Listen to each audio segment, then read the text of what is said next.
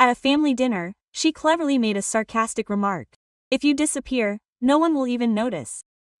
You're a nobody. My husband and all the relatives laughed. I smiled silently. Well, challenge accepted. My phone was ringing off the hook this morning. Before continuing, subscribe to the channel and leave any comment. Your support helps develop the channel and share even more stories with you. Enjoy listening. Zolовka Lena always loved to throw sarcastic words at her daughter-in-law, but today she outdid herself.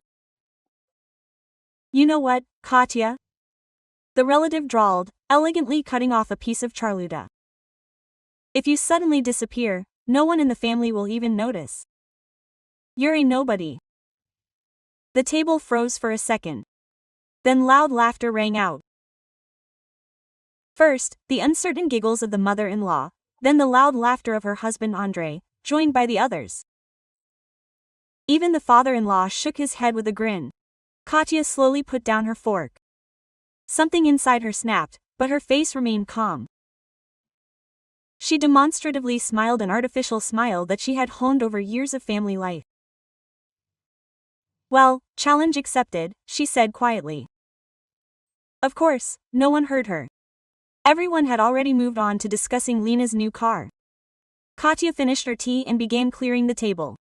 As usual, her mother-in-law was telling a joke about her neighbor. Andrei was scrolling through his phone. Lena was putting lipstick on in front of the mirror from her bag.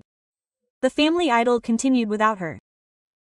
The woman loaded the last plate into the dishwasher at 9:30. The relatives left. Andrei collapsed on the sofa with a beer and turned on football. Katya went into the bedroom, took an old notebook out of the closet and sat down at the desk. To-do list for tomorrow, she wrote, then crossed it out and wrote again what would happen if I were gone. The first item was the apartment and her husband. Andrei didn't know how to turn on the dishwasher. He constantly forgot to buy groceries and thought that socks just went into the washing machine by themselves. He was also used to dinner at 7 p.m. in clean shirts every morning. The second was her mother-in-law Valentina Ivanovna. Every Wednesday Katya came to her for a back massage. Her mother-in-law had terrible pain after an old injury, and the doctors just threw up their hands. It's good that Katya had once completed professional massage courses. She thought that maybe she would find a part-time job. The third was her father-in-law Nikolai Petrovich. Every weekend she helped him figure out the computer, processed all sorts of certificates through state services, and for the last 6 months she even made appointments with doctors. He categorically refused to study new technologies. The fourth item was Lena herself with her twins. Once every 2 weeks, Zolовka brought the children for a couple of hours to go with her husband to a spa or to a friend's dacha. A couple of hours invariably turned into a day, or even 2. The fifth were friends who called to share problems, colleagues with requests to cover.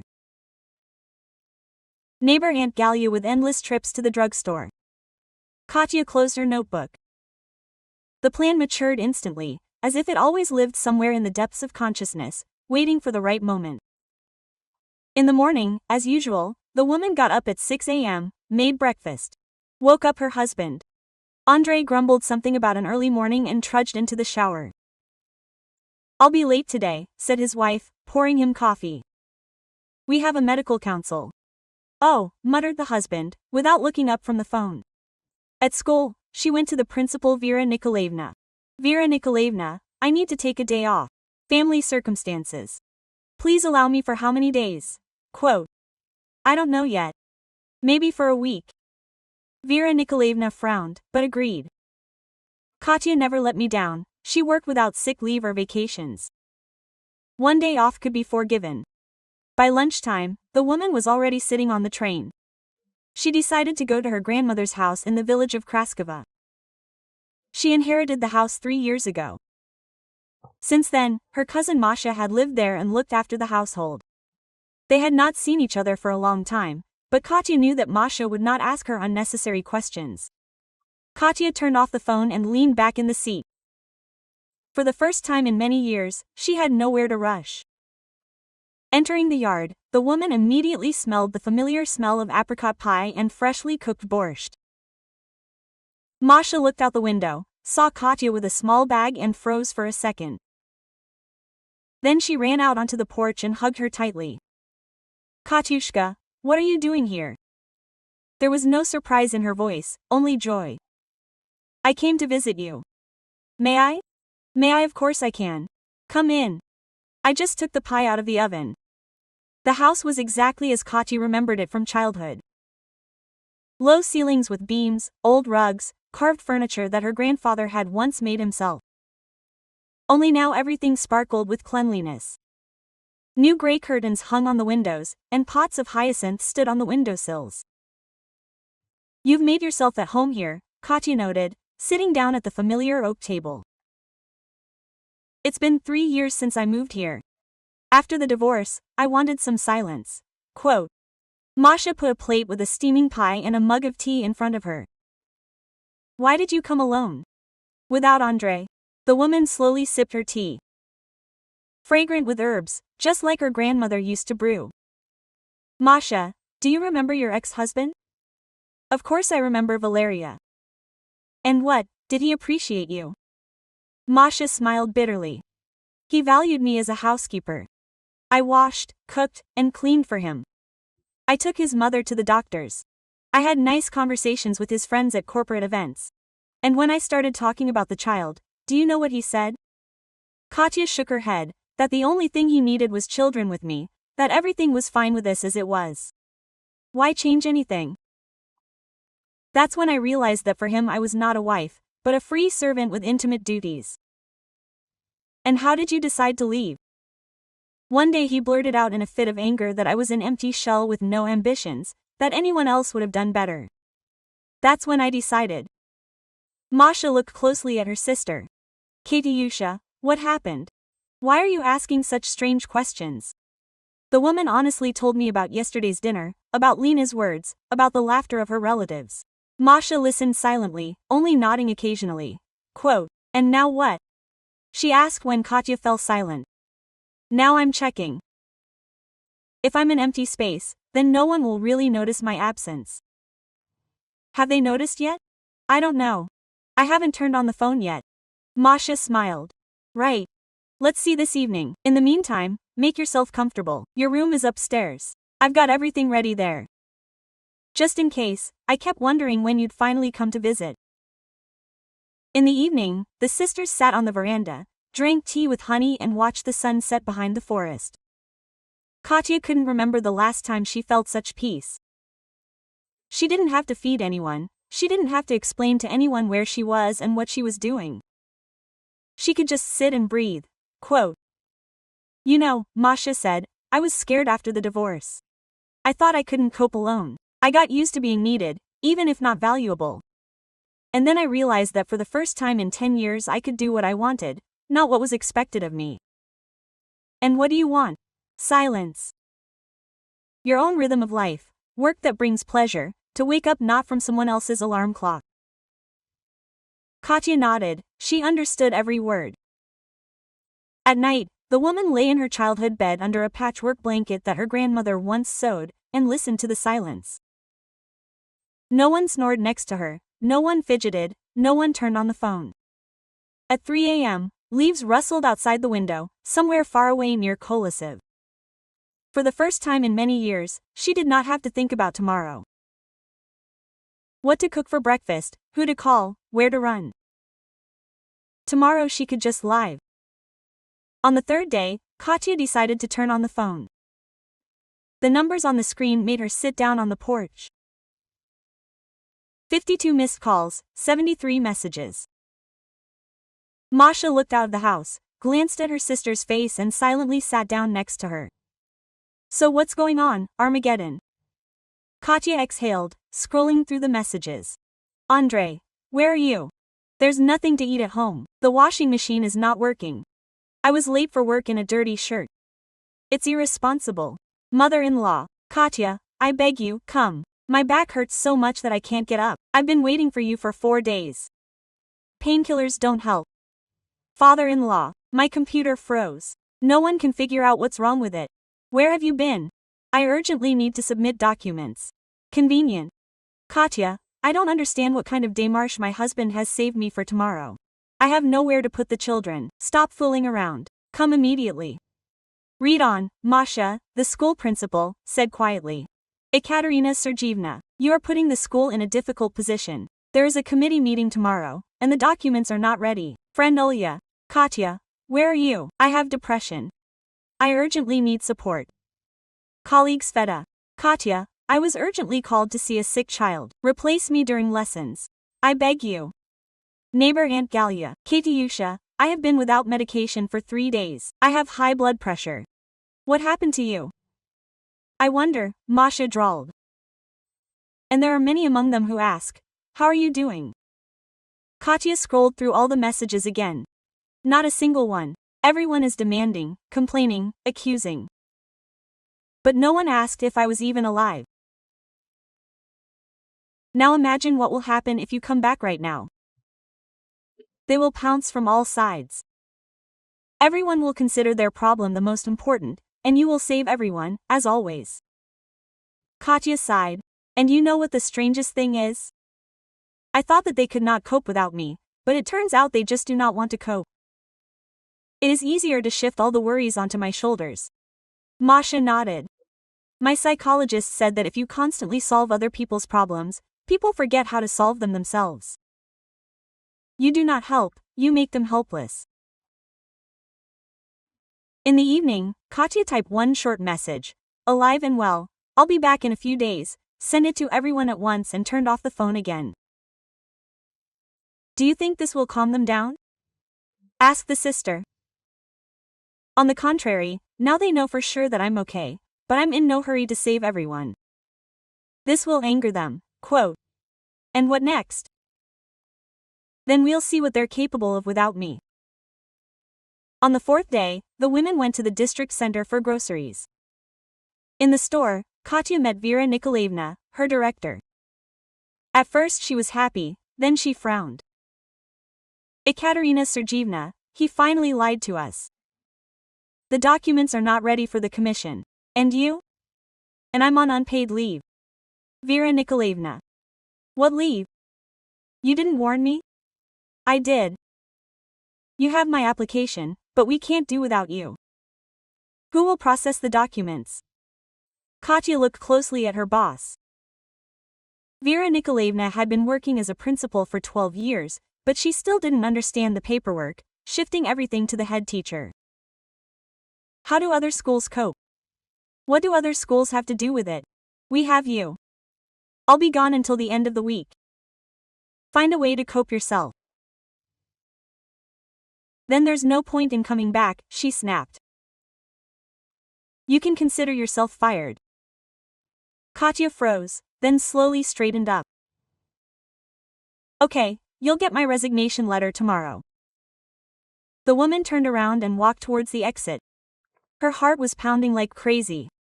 Masha caught up with her at the car. How do you feel? Are you okay? It's strange, I guess. I should be scared. I was left without a job, but I feel light. It's like a chain was taken off my neck. It's normal. It's always like this the first time. Let's go. At home, Masha put the kettle on, and Katya thoughtfully looked at the photographs on the wall. Grandma, Grandpa, and their young parents were there. Everyone was smiling. When was the last time she smiled so sincerely? On the 7th day, Masha found Katya in her grandmother's office, where she was sorting through old books on mathematics and physics. Nostalgia, or rather plans. Katya showed a thick textbook on higher mathematics. Remember, Grandma prepared children for admission to technical universities until she was 70. Of course she remembered. Half the village thanks to her became engineers. What if we continue her business only in a modern format? Masha sat down next to her, interested. That is, you're a programmer, I am a mathematician with teaching experience. We can prepare school children for admission to technological universities both in person and online. Are you seriously thinking of staying here? Katya nodded. What do I have to lose? There is no more work. The family showed its attitude. But there is a house, there is an idea, there is you. The sisters talked until the morning, sketching out plans. Masha knew programming and could teach IT courses. Katya knew mathematics and physics. The demand was huge, especially in regional centers, where good tutors are hard to find.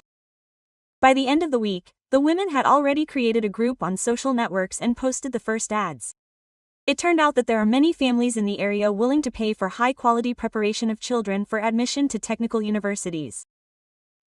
The phone started ringing the next day. Parents were interested in the program, prices, schedule. Quote, "Do you have a license?" Some asked. "We work as a center for additional education," Katya answered. "We'll process all the paperwork." The first lesson was scheduled for Saturday. 12 children from 4 towns arrived. Katya was more nervous than she had been before her first lesson at school. Quote, "What if it doesn't work out?" "It will work out," Masha reassured her. "You're a natural-born teacher." And it really did work out. After 2 hours, the teenagers were excitedly solving problems, asking questions, arguing about solutions. It was completely different from school lessons under the pressure of a program and reporting. "When is the next lesson?" asked the mother of one of the students. "On Wednesday, an online consultation. On Saturday, again in person, and can we sign up another child?" By the end of the month, they had 25 students. The house was filled with children's voices on weekends and the sounds of video conferences during the week. For the first time in many years, Katya felt truly needed. Not as free labor, but as a professional. The money was also good. In a month, the sisters earned as much as Katya received at school in 6 months. "You know," said Masha one evening, "I like it here more than in Moscow. There I was just a cog in a big machine, but here I see the results of my work. And I like it. For the first time I feel like I'm doing what I want, not what is required of me." The women began planning expansion. They wanted to add English and chemistry courses, find more teachers. But one day a familiar car crashed into the yard with a roar. The door slammed, heavy steps were heard. Andrei burst into the house without knocking. Quote, "Katya, stop fooling around," yelled the husband from the doorway. "You dropped everything and are playing the village schoolteacher. Are you crazy? Who are you trying to prove what to?" Katya slowly put down the notebook with the graded work. It was strange, her husband seemed shorter and smaller than she remembered. "Hello, Andrei." "Not hello. You have to come back. The house is a mess. Mom can't find a place for herself because of the pain in her back. Dear, for the 3rd time, no one has taken care of the children. Should I look after them?" "I have to. Of course I have to. You are a wife, you have a duty to the family." Masha appeared in the doorway, but Katya gestured that she could handle it herself. "And what is your duty, as a husband? What does this have to do with me? I earn money, and you are messing around here." "I also earn money and very well." Andrei snorted. "What money?" "For these courses that you show off on social networks. This is all not serious. Real work in the city, at school. Get ready and let's go home." "No, how come?" "No way. I won't go and I'll file for divorce." My husband's face twisted. "Have you completely lost your mind? Because of some stupid words of Lena's? We were just joking." "Not because of Lena's words, because you laughed, because none of you stood up for me, because for everyone I was just an unpaid servant." "Come on, we didn't mean any harm." "I know. You didn't care." "It's even worse than anger." Andrei tried to put pressure on her for half an hour. He threatened her, then switched to a pitiful tone, telling her how everyone was suffering without her. Katya listened calmly, and with each passing minute she realized that there was no turning back. Quote, "Will you regret it again?" The man barked at the end. "You'll be left alone, useless to anyone." "Perhaps, but this will be my life." When the sound of the car died down, Masha hugged her sister. "How do you feel?" It was as if I had lifted a heavy backpack from my shoulders. I had finally told the truth to both myself and him. A year had passed. The Exact Sciences Educational Center had become famous throughout the region. 8 graduates had entered MGI, 15 other technical universities. The line of those wishing to study was growing. The sisters had converted a large room into a classroom, bought modern equipment, and hired a chemistry teacher. They taught online courses for schoolchildren from other regions. We have an application from parents in Yekaterinburg, Masha said, looking through her mail. They want their son to prepare for the programming Olympiad. We'll take him. Do you remember Andre saying that this was not serious? I remember. And how much did we earn last month? Katya smiled. In a month, they earned more than she had earned in a year at school. And the main thing was that they enjoyed working, they saw the results, they were appreciated. In the summer, the women went on vacation to Sochi, lived in a good hotel, did not count the money. In the fall, they were planning a trip to Europe. Katya, don't you want to get married? Masha asked one day over a cup of tea on the veranda. Katya thought about it, quote, "You know, after everything that happened, I don't want to rush. We've had to endure too much pain and lies. Maybe someday I will meet someone who will value me myself, and not my services. But not now." I agree. We have already gotten used to freedom and to the fact that no one calls us a nobody. The sisters laughed. Leaves rustled outside the window, late asters bloomed in the garden. In half an hour, the children would arrive for evening classes. Then there would be an online consultation with students from Novosibirsk. Katya glanced at her mobile phones. 7 missed calls from her ex-husband and mother-in-law. The woman did not call back. Now she had her own life. A life where she was appreciated. A bus pulled up in the yard, and children from the district center arrived. Katya stood up, straightened her blouse and went to meet her students. She had a job, a real job she loved. And it was the fairest thing that had happened to her in recent years.